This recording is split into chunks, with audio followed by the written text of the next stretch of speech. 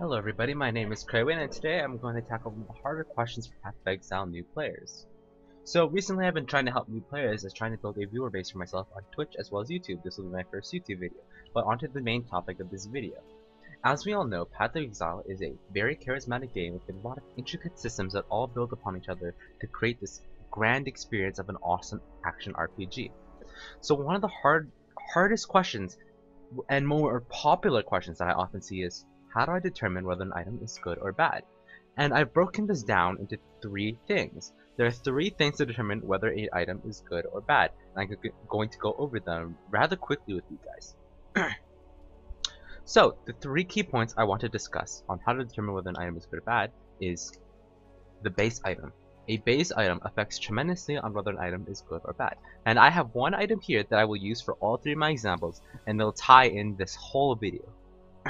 So here I have Armageddon Slicer Fancy Foil. We see that it has fire damage, lightning damage, physical damage, attack speed, reduced enemy stun threshold, and stun duration on enemies. So we see that on this base item it is a Fancy Foil. So Fancy Foil compared to the other swords, and I'm pulling up a list of the base items available in Path of Exile on the Path of Exile Gamepedia. Alternatively, you can actually go to the official Path of Exile website and it'll bring you up the stats.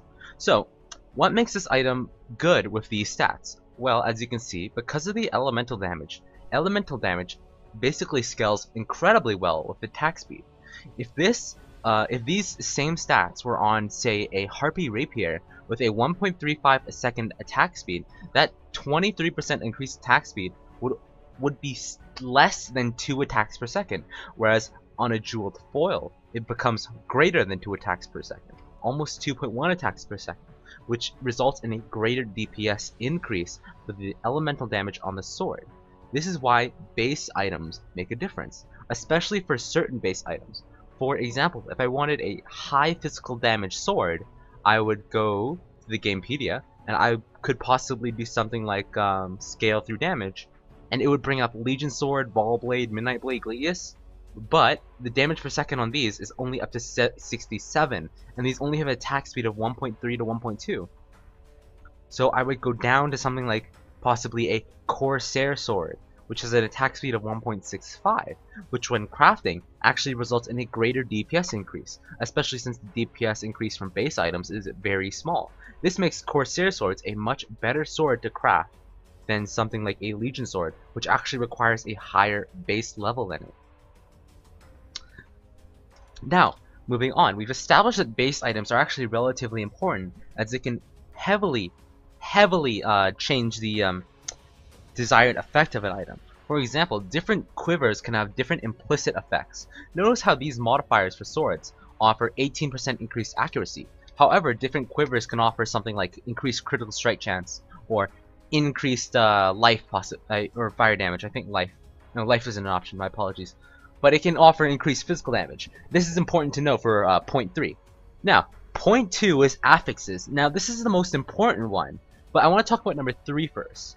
The third point to determine whether an item is good or bad is your knowledge of the game. So why did I keep this sword? Even though I don't use this sword personally, I actually keep this sword in my stash tabs along with a multitude of other items. Why? Because I understand that this sword might be valuable to someone else of a possibly different build that can use this sword. What build am I talking about, by the way? Well, how would I know this? It's because I know this build is recently popular, and just like any other real-life scenario, the more popular product is going to be the in product. It's going to be bought more.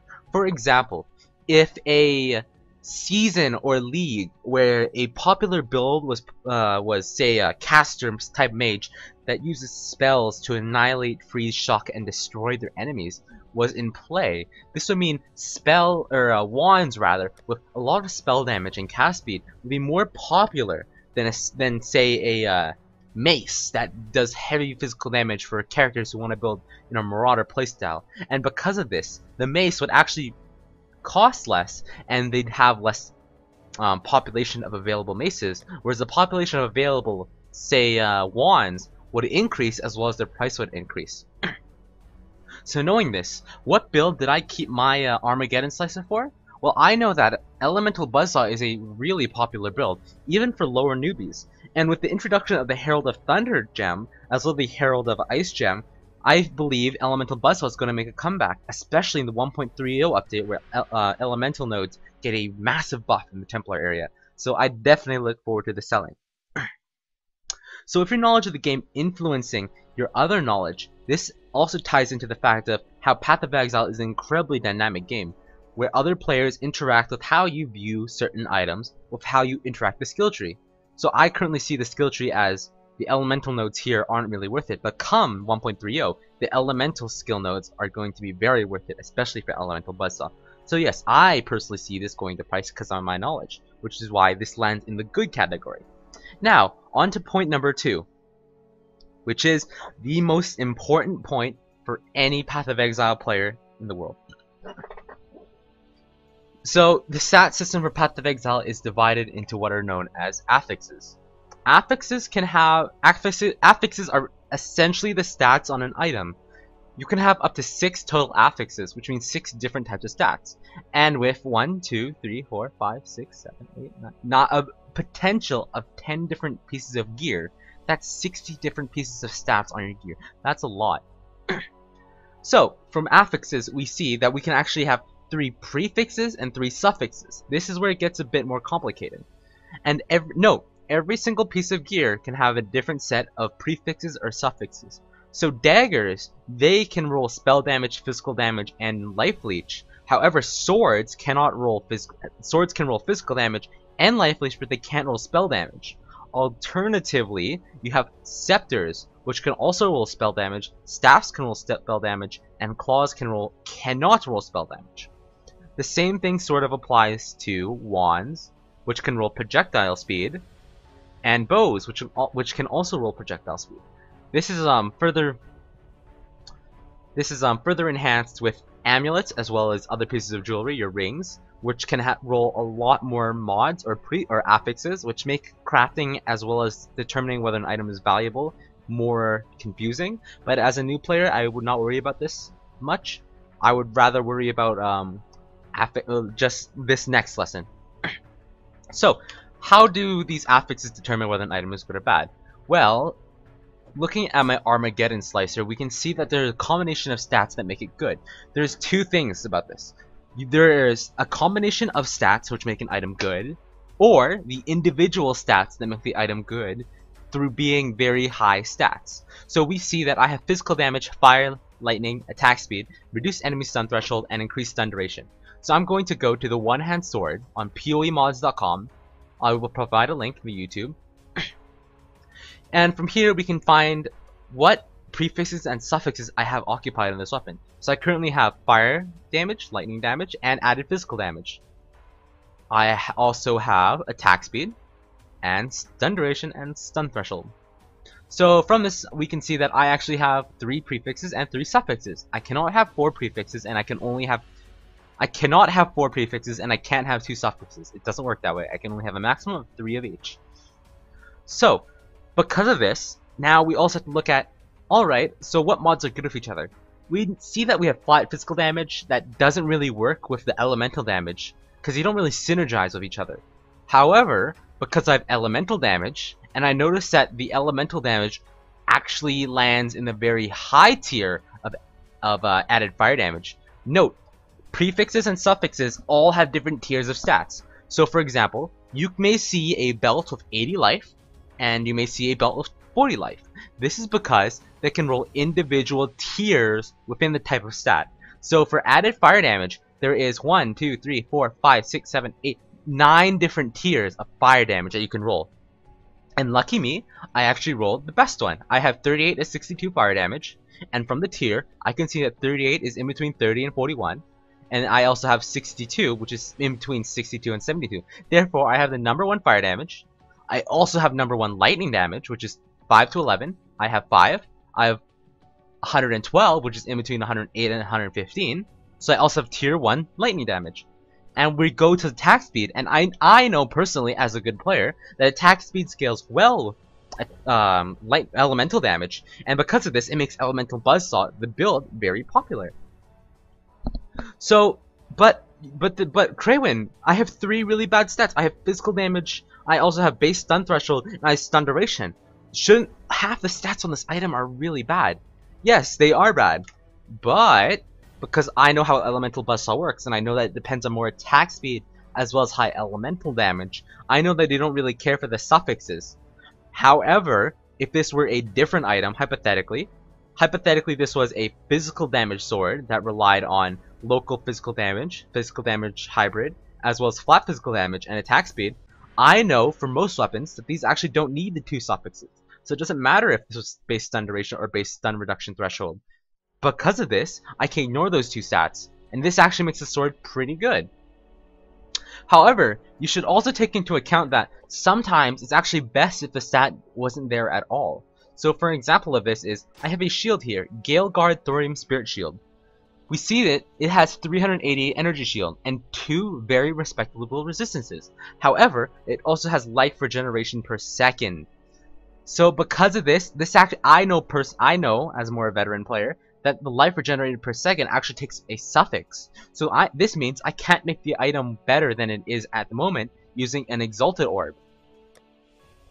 Which an Exalted Orb basically adds another affix, which is another stat. It's a random. So if I had, say, 3 prefixes and 2 suffixes, I could throw it on this item and it could roll anything in the suffix range. So it could even roll a 3rd resistance, and then it would roll a tier in between that resistance.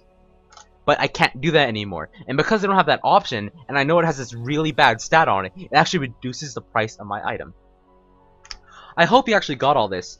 So, takeaway from this video is that there are 3 things to determine whether an item is good or bad, and whether you should keep it or not. Note, this video is not a video on price checking an item, although it is a very good base, and I hope I can continue this series. The first thing you should know is the base item good with the combination of stats you have? 2. Is the affixes good? So, do I have the prefixes and suffixes required for a very good item? Thirdly, what do I know about this item? What item does this build go to? So for this example, let's say I have my ring right here. Empyrean Fingered 2 Stone Ring. It has two resistances, high resistances, it has high cast speed, and it has mana regen. But it has physical damage. I know I don't need that physical damage, but I know the other affixes are really good, so it can be used in my build, which is Summon Raging Spirits. Now, note. So, what makes an item the best possible item it can be? Say I want an item with 6 affixes, so 3 tier 1 prefixes. I want tier 1, I want Emperor's, I want Emperor's prefix, I want Tyrannical, and I want Flaring. These are the 3 best things you could possibly get on a physical damage weapon. How rare would that be? Well, let's put it in a metaphor, I mean, let's put it in a hypothetical situation, my apologies. If the rarity, this is mathematical and hypothetical anyways, if the rarity of one of those were 0.1%, so 0.1%, what would be the chance of getting 2 of these? So it would be 0.1% times 0.1%. That's a 0.01% of getting 2 of the best. In reality, it's actually smaller than that. But imagine that. Every single time you add another rare mod, you increase the rarity by another magnitude. So if I wanted 3 of these, I would multiply it by 0.01 again. That's 0.1 to the power of 3 for 3 mods. So the possibility of 6 mods, and remember, you have 10 pieces of gear in total. The possibility of 60 mods. This is why Path of Exile is an absolutely incredible game with a lot of depth. You know you'll never get the best gear, mathematically. But that's why you don't build for that. You build for a flawed piece of gear that will be good enough for you, that will make you absolutely destroy the content available in this game. So, for this video, I hope you learned a lot. I'm going to provide a few links to a lot of resources in the description below, and I hope you guys can utilize efficiently. I will also provide you with several pictures of people asking this same question. Well, they're asking for the price, but here is a small quiz, I guess, for if any of you have learned anything today on determining whether an item is good. So here we have Dragon Clasp Amulet. I'm gonna let you guys go for a second.